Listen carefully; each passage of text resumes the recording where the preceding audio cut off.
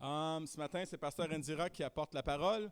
Nous sommes toujours dans cette série Maturité et elle va apporter la parole sur le chapitre 8. Je vous avais demandé la semaine passée de lire le chapitre 8, de méditer là-dessus. Donc, je vais inviter Pasteur Indira à venir apporter la parole. Amen.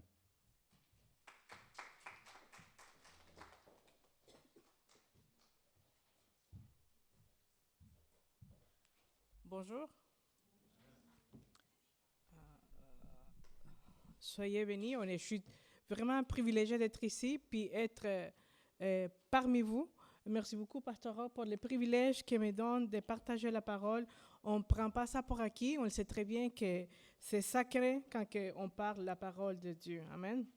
J'ai invité, parce que comme vous le savez, je travaille avec la jeunesse, donc j'ai invité à Dorcas de lire les chapitres pour aujourd'hui avant qu'on commence avec la prédication. En ce qui concerne les viandes sacrifiées aux idoles, nous savons que nous avons tous la connaissance. La connaissance rend orgueilleux, mais l'amour édifie. Si quelqu'un croit savoir quelque chose, il ne connaît encore rien comme il faut connaître. Mais si quelqu'un aime Dieu, il est connu de lui.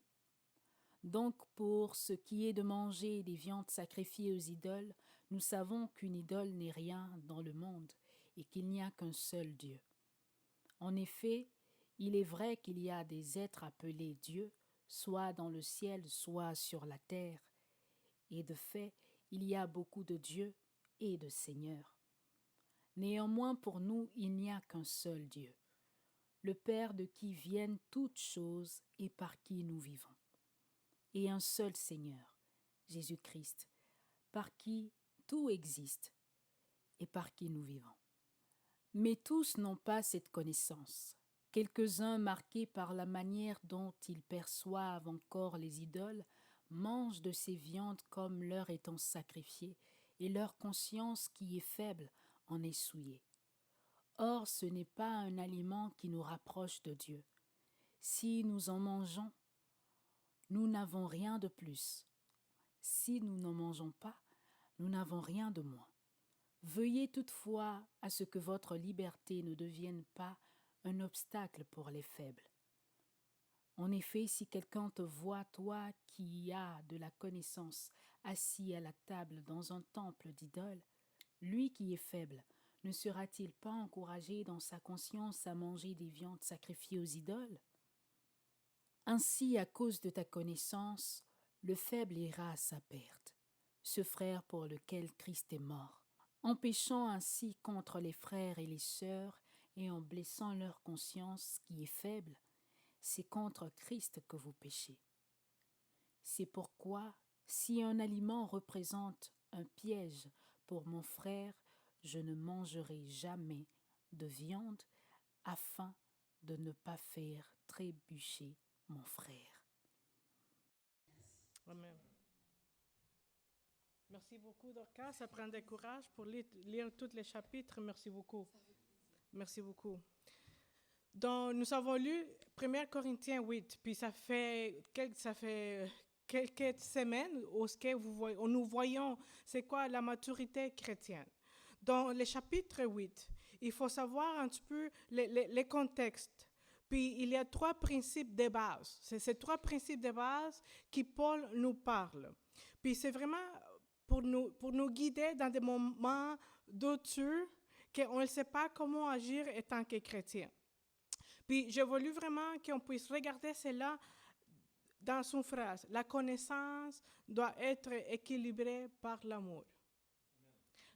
La connaissance doit être équilibrée par l'amour. Donc, pour comprendre un petit peu le contexte, il faut comprendre que l'Église à laquelle les Corinthes étaient confrontés, dans la société à laquelle se trouvait l'Église de Corinthe, était une société païenne. Le monde autour reconnaissait qu'il y avait plusieurs dieux. Donc, ce n'était pas seulement Dieu, mais il y en avait des autres idoles. Donc, chaque dieu avec chaque temple.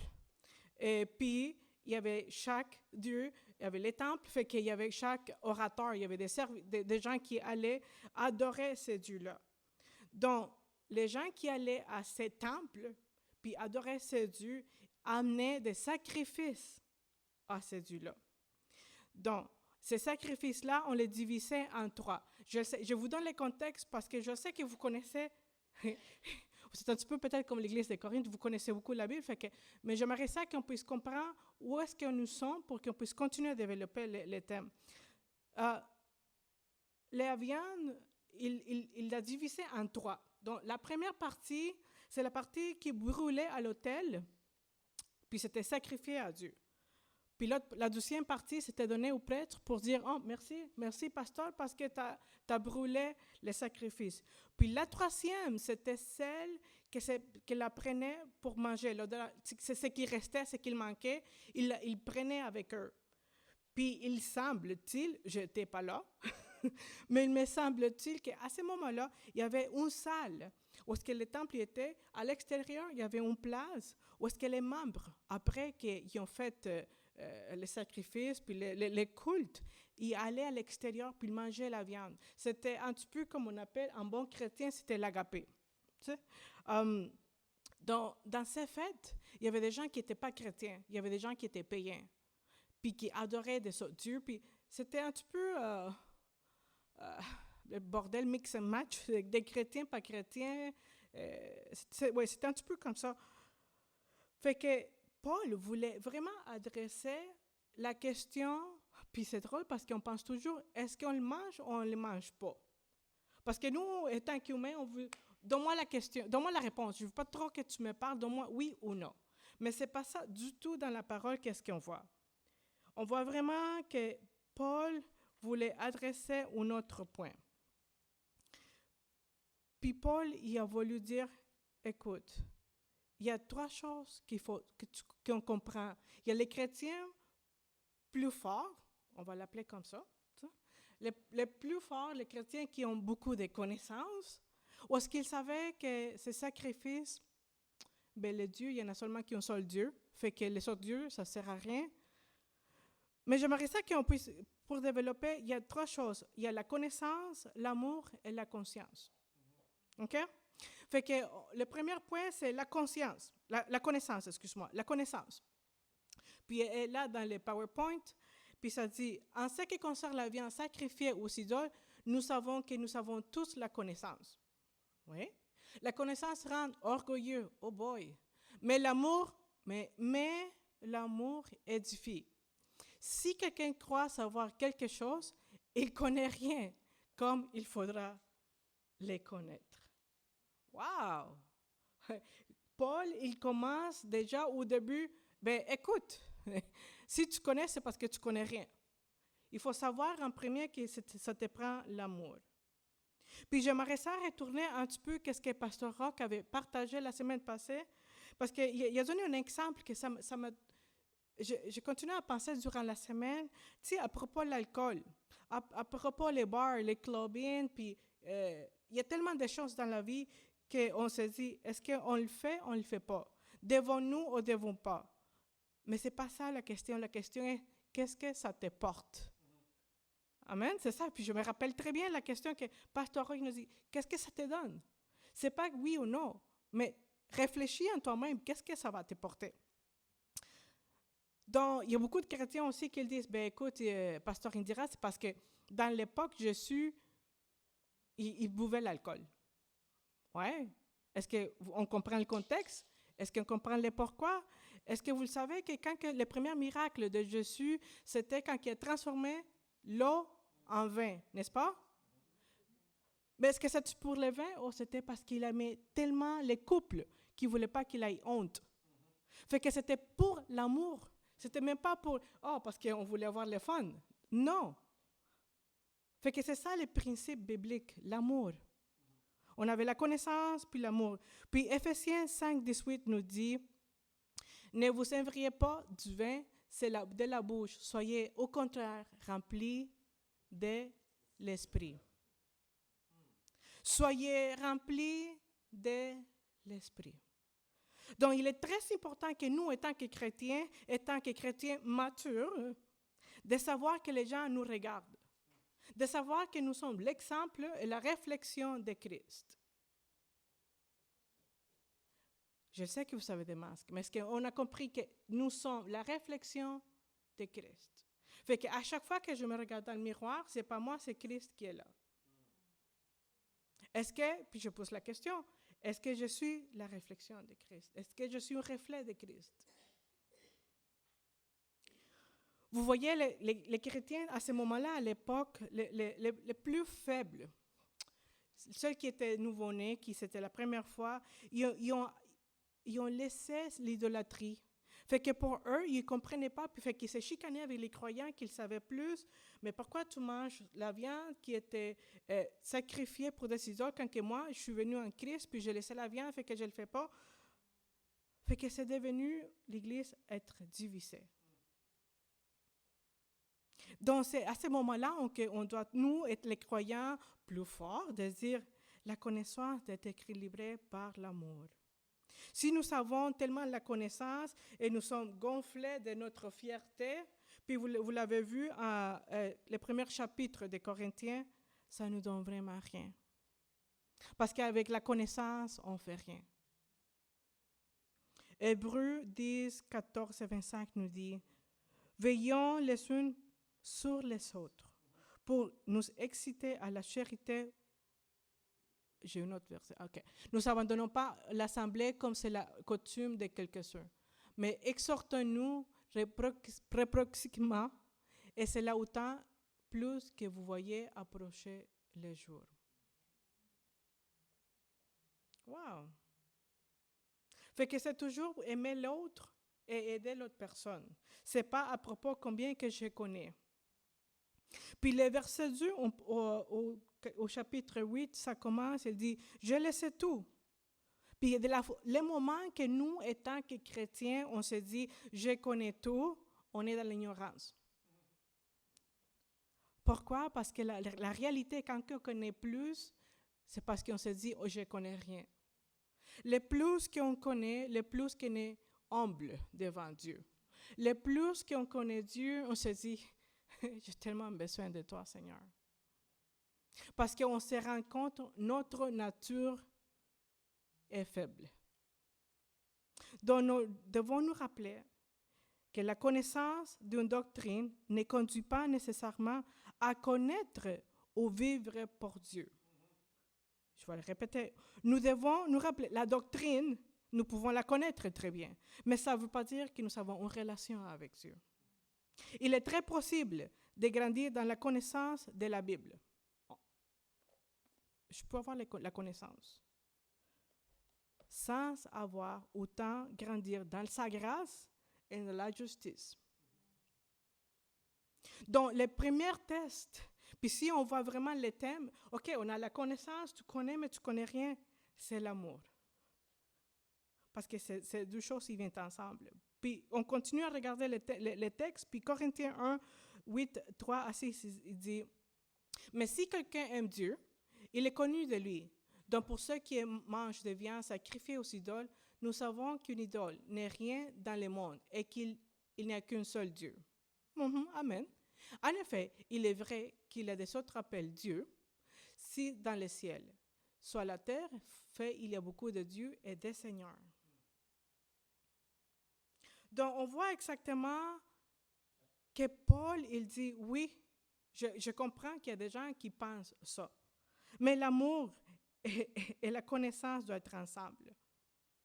On regarde ça à Éphésiens 4, 15, où il dit, mais en disant la vérité dans l'amour, nous grandirons tout point de vue vers celui qui est la tête de Christ.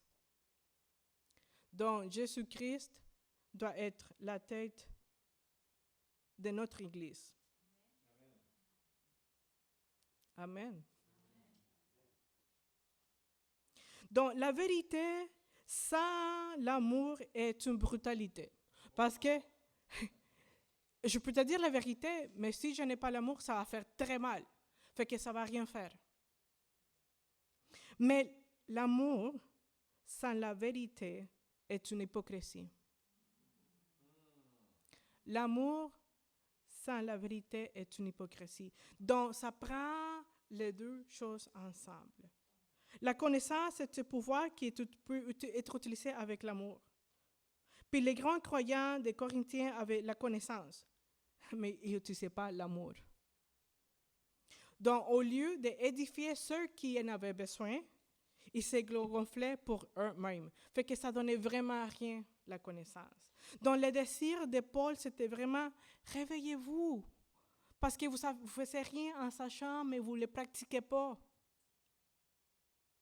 Donc, nous, étant que chrétiens plus forts, nous ne savons pas à juger, nous ne savons pas à critiquer les gens, mais tout au contraire, c'est les aimer et les aider. C'est dans l'amour qu'on peut construire. Lorsque nous avons une connaissance spirituelle, on l'utilise. La connaissance spirituelle, on l'utilise en amour. Les chrétiens plus forts donnent la main à les chrétiens plus faibles.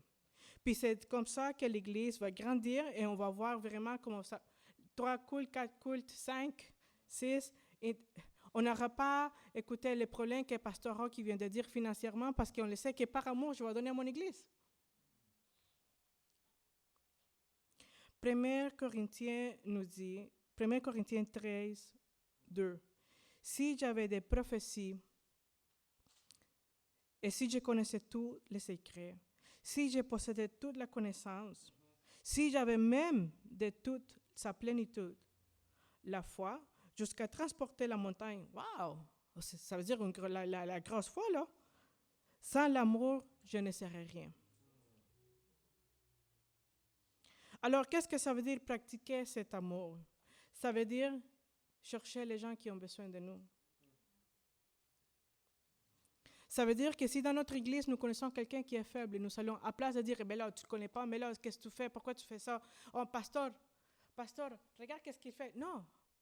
Étant que croyant, mature, on va dire, écoute, on va parler, on va prendre un café, on va voir comment on peut vraiment parler avec notre frère, avec notre soeur. Parce que nous, étant que plus forts émotionnellement, physiquement et spirituellement, on va aider. Puis, vous voyez parce que Jésus nous a donné l'exemple. C'était Jésus le modèle. Il a tout laissé. Il s'est laissé tout pour que nous pouvons avoir accès à lui. Dans les moindres des choses. Puis il a fait ça volontairement. Dans les moindres des choses, c'est à nous à faire la même chose. Donc, l'amour, la connaissance et l'amour, c'est deux facteurs très importants. Puis, il y a le troisième aussi, la conscience. Vous le voyez, la connaissance, l'amour, la conscience. 1 Corinthiens 8, 7 et 13. Mais tout n'est pas cette connaissance. Quelques-uns marquent à la manière dont ils percevaient encore les idoles. Ils mangent de ces viandes comme leur était sacrifié. Et leur connaissance qui était faible, ensouillée, à ceux qui des aliments ne sont pas rapprochés de Dieu. S'ils ne mangent rien de plus, s'ils ne mangent pas, nous n'avons rien de moins. Veillez toutefois à ce que votre liberté ne devienne pas un obstacle pour les faibles. En fait, si quelqu'un te voit, tout qui a la connaissance, assis à la table dans le temple des idoles, lui y était faible, ne sera pas-il encouragé dans sa connaissance à manger des viandes sacrifiées aux idoles? Ainsi, à cause de ta connaissance, le faible ira à sa perte. Ses frères pour lesquels Christ est mort. Wow! Dans son sens, il est en train de la parole nous dire, puis Paul nous dit, ben parce que si toi, tu es conscient, tu vas le savoir que tu es en train de faire tomber ton frère. Puis Christ est mort à la croix pour lui. Puis c'est nous qui on l'a fait tomber. C'est comme on dit en anglais, shame. Shame. Comment on dit ça en français? Honte. Honte. Puis la conscience est le tribunal interne de nos actions. La conscience, ce n'est pas la loi, mais c'est le témoignage moral de Dieu. La conscience dépend toujours de la connaissance que nous avons en lui. Si nous connaissons la parole, nous allons agir spirituellement, puis nos connaissances vont être renforcées comment que sa parole nous dit. Donc, certains chrétiens me disent, ils me diraient, écoute, ça fait 30 ans, 40 ans, ça fait des années que je connais la parole. OK, cool. T'agis comment, toi, ta vie? Parce que, laissez-moi dire, ce n'est pas les années qu'on est chrétien, c'est notre relation avec Dieu. Où est-ce que nous sommes rendus avec lui? Est-ce que les gens, puis je vous le dis, c'est un challenge, puis c'est un défi que je me mets moi-même, puis je commence par moi-même. Est-ce qu'à chaque jour, je suis quelqu'un de différent qu'hier? Parce qu'à chaque jour, je dois travailler sur moi-même. Puis ce n'est pas seulement moi, mais laisser Dieu agir en moi. Mais il y a des choses que je les connais déjà, que je les fais, qu'il ne faudrait pas que je le fasse. Donc, ma conscience me dit, « Hello, tu le sais déjà, il ne faut pas te répondre comme ça. » S'il y a un de mes enfants qui dit quelque chose que ça... comment que je vais répondre? Est-ce que je vais répondre bête comme eux, ils répondent? Ou est-ce que je vais dire, c'est moi qui est mature, c'est moi qui connais tout. Je vais respirer, puis je vais répondre. Fait que c'est à chaque jour qu'il faut vraiment venir devant lui et dire, OK, Seigneur, j'ai la connaissance, ça fait des années que je suis à l'église. J'ai l'amour, je pense que oui. ça se développe. Et la conscience. Fait qu'on n'a pas d'excuses. Paul nous dit que la conscience d'un chrétien est faible si on n'a pas la connaissance. Fait que je vous encourage vraiment, comme le pasteur Rock, ça fait tout ce temps ici, où est-ce qu'il parlait de la maturité. Puis je répète encore, la maturité, ça ne veut pas dire combien d'années qu'on est dans l'Église. C'est la manière que nous nous comportons, c'est la manière que nous sommes. Il ne s'appelait dans la parole, il nous dit, fais attention. Puis pour moi, quand j'ai lu ce verset, ça m'a fait, wow, OK. C'est un avertissement. Quand on voit dans la rue, avertissement, ou quand on regarde la télé, avertissement, c'est avec quelque chose de choquant, quelque chose de très fort. C'est quand même très fort quand la parole nous dit, fais attention. Avertissement. Si toi, tu fais tomber un de mes enfants, aïe aïe, parce que Jésus a tout donné dans la croix pour lui. Il s'est tout abandonné. Fait que qui sommes-nous pour ne pas avoir la grâce envers nos frères et sœurs? Qui sommes-nous pour nous penser qu'on est mieux que Jésus? Des fois, on se pense, oh, je connais tellement, je sais tellement, qu'on oublie la grâce et la justice. La connaissance doit être équilibrée par l'amour. Oui, nous sommes libres en Christ. Mais cette liberté nous dit que notre connaissance et notre amour doivent être complètement pour lui et envers lui. Église, nouveau départ. Je ne veux pas que vous me répondiez, mais je vais faire une question rhétorique. Êtes-vous mature? Êtes-vous une église mature?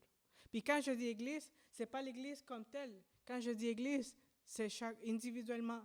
Parce que je suis l'église. Vous êtes l'église. Est-ce qu'on est une église mature? Est-ce qu'on est une église qui agit dans la connaissance, dans l'amour et dans la conscience?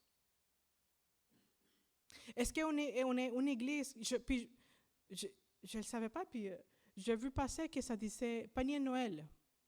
Oh, c'est cool, c'est Noël. Mais combien d'entre nous, on est en train de rocher, Pasteur Rock, je suis mature, je connais la parole. Est-ce que je pourrais être là pour vous aider pour le panier Noël? Parce qu'il y a des gens, c'est sûr et certain qu'il y a des gens qui vont vouloir écouter la parole dans ce moment. Est-ce que nous sommes prêts à dire, oh, il y a des petits groupes peut-être pour les gens qui sont nouveaux arrivés, des gens qui ne connaissent pas la parole, que je pourrais peut-être commencer, oh, Pasteur Rock, s'il te plaît, est-ce que tu pourrais, regarde, je vais lire les livres, je ne sais pas moi, Esther, avec les femmes. Est-ce que vous me donnez la permission de l'idée un groupe? d'études bibliques pour les femmes. Est-ce qu'on a cette initiative, cet amour pour notre Église, pour les gens, la communauté, pour dire, j'ai la conscience, j'ai l'amour, j'ai la connaissance, l'amour et la conscience. Église Nouveau Départ, c'est notre temps. C'est notre temps. On n'a plus le temps à perdre. Nous avons lu 1 Corinthiens au complet. Ben, oui, presque. On n'a pas d'excuses. Puis on remercie le pasteur Roch parce que, comme je le dis tantôt, la vérité, l'amour sans la vérité, c'est l'hypocrisie.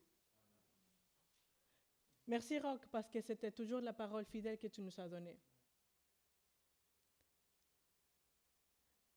Puis je sais, c'est pas facile. Puis même pour moi, je check là-dedans, là, parce que moi aussi, je suis un chrétien. Moi aussi, avant d'être un pasteur, je suis des fois assis aussi. Je suis comme vous. On est tous pareils. Fait que moi aussi, j'ai besoin d'être à genoux à chaque jour. Moi aussi, j'ai besoin d'être en amour et que ma conscience soit renouvelée avec la conscience de Dieu. Amen. C'est ça le message que j'ai eu pour ce matin. Sommes-nous matures en Christ? Avons-nous la connaissance? Check mark. L'amour? J'espère check mark. La conscience? Check mark. Comment allons-nous agir dans notre Église, dans nos familles? Parce que ça commence aussi là, nos familles, avec nos enfants, avec nos amis à l'école, notre communauté. Amen. Prions ensemble.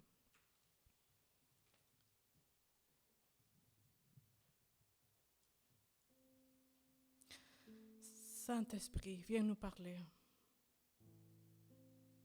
Car il n'y a aucun mot dans ta parole qui s'échappe. Seigneur, je prie pour la repentance. Pour moi, mes frères et mes sœurs. Quand que des fois, on pense qu'on connaît tout, mais en fait, on ne connaît rien. Quand que c'est toi, le seul qui nous demande de faire attention à nos frères, à nos sœurs. Que étant comme Église, nous devons être unis. Que nous devons nous montrer l'amour inconditionnel. L'amour que tu as tout abandonné.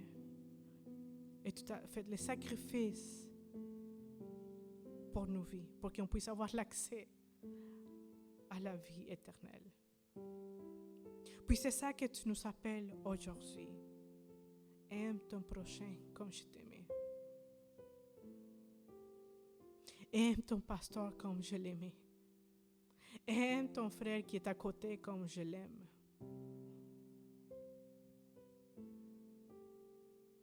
Donne, Seigneur, nous la grâce et la justice, l'amour. Les gens de cette communauté vont savoir qui tu es par l'amour. Nous ne sommes rien, Seigneur, sans toi. Nous venons devant toi, Seigneur, en disant, nous avons besoin de toi.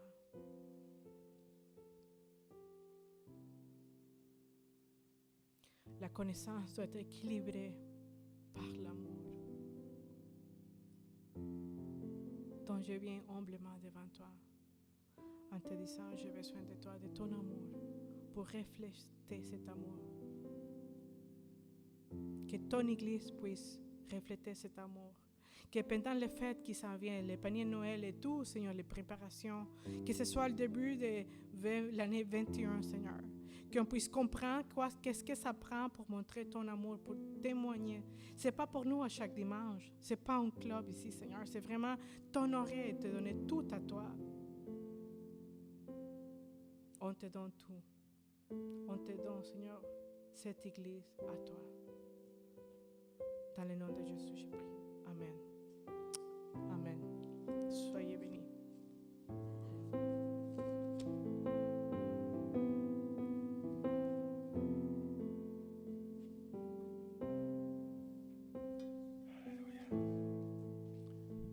Dieu est tellement bon.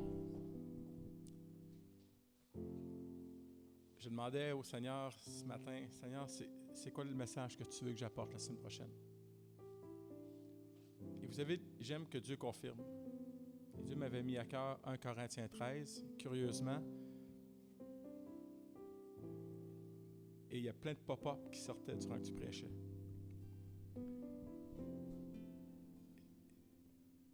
Et j'aime l'humilité et la simplicité d'Indira, parce que quand elle disait, des fois on est assis là. Avant d'être un pasteur, je suis membre de cette église. Et je vous ai prêché il y a 2 semaines sur la cupidité. Et j'ai passé une très mauvaise nuit, le dimanche de la nuit, de dimanche à lundi. Et j'ai tellement à cœur cette église que je suis prêt à tout sacrifier pour qu'elle ait le matériel nécessaire, l'argent nécessaire, la nourriture nécessaire, que ça m'empêche de dormir. Et je me suis réveillé le lendemain et Dieu m'a convaincu que j'étais un homme cupide, que je voulais aller au-delà de la bénédiction et que c'est ce qui m'empêchait de dormir. Et j'ai dû demander pardon à Dieu. Oui, des fois on est assis là. Il dira merci parce qu'on a la connaissance. Je savais ce que c'était la cupidité. J'en ai la connaissance. Alors que je vous le prêchais, j'avais oublié de me le prêcher à moi-même. Et l'amour n'est pas d'apporter un fardeau sur les gens, mais d'apporter l'amour, la vérité et la liberté surtout. Est-ce qu'on peut se lever ensemble et simplement rechanter ce refrain? Pasteur Indira a parlé d'amour et ce chant est en train de transpercer mon cœur. Amour extravagant. Amour extravagant. Est-ce qu'on peut remettre le refrain, s'il vous plaît?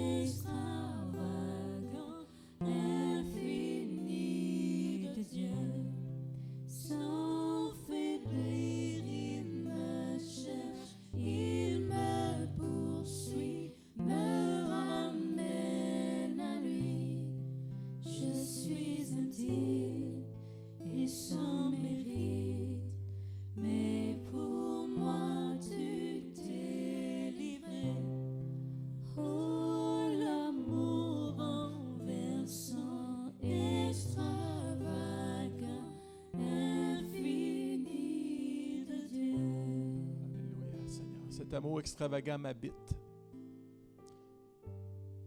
Et Papa, garde-moi d'être une occasion, d'être un obstacle à la foi de mes frères et de mes sœurs qui sont plus faibles. Garde-moi de faire des choix, de faire des gestes, de dire des paroles qui pourraient être un obstacle afin qu'ils puissent grandir dans leur foi. Donne-moi l'humilité, que ma connaissance devienne humilité. Que ma connaissance devienne un abaissement au niveau de la foi des autres, afin que je puisse les aider comme tu m'aides tous les jours à grandir dans la foi. Toi qui as la connaissance infinie, qui as une connaissance pure, qui as une connaissance parfaite, tu es venu t'abaisser à notre niveau Et Jésus, quand je lis ta parole, tu n'as jamais été un obstacle pour qui que ce soit. Tu n'as jamais été une occasion de chute pour qui que ce soit. Mais tu es celui qui s'est abaissé à genoux pour relever la femme adultère. Incroyable. Toi qui as une connaissance pure, qui vient en aide à une connaissance impure. Wow! Et papa, nous voulons devenir cette Église. L'Église qui donne un nouveau départ aux frères, aux sœurs qui chutent. Qui donne un nouveau départ à celui qui désire tellement, à celle qui désire tellement repartir à zéro. Devenons cette Église, papa, avec une main tendue qui offre un nouveau départ à quiconque frôlera nos murs. Merci pour ce message qui a touché mon cœur ce matin, qui a touché nos cœurs. Merci pour cette année de louange et merci de nous avoir protégés durant cette première réunion, papa. Que tu puisses bénir chaque fidèle, chaque membre de cette Église pour le retour à la maison. Que tu les bénisses, que tu les gardes, afin qu'on puisse se revoir la semaine prochaine. Dans le nom de Jésus, nous te prions et l'Église de Vaudépart dit un grand amen.